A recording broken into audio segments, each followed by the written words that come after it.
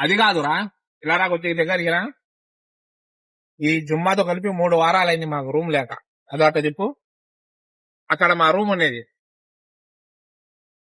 మా కోయటోళ్ళు ఇల్లు మారుతారని రూమ్ తీసేసిండ్రు.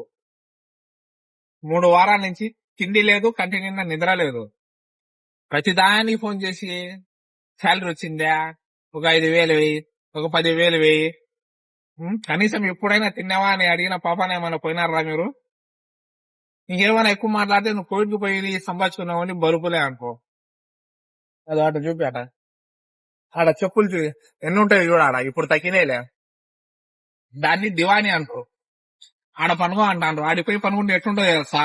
ఒక శ్మశానంలో పనుకుంటే ఎట్లుంటది రాత్రిపూట అట్లుంటది. కిల కిల కిల కిల అని దయ్యాలు ఉంటాయి ఆడ.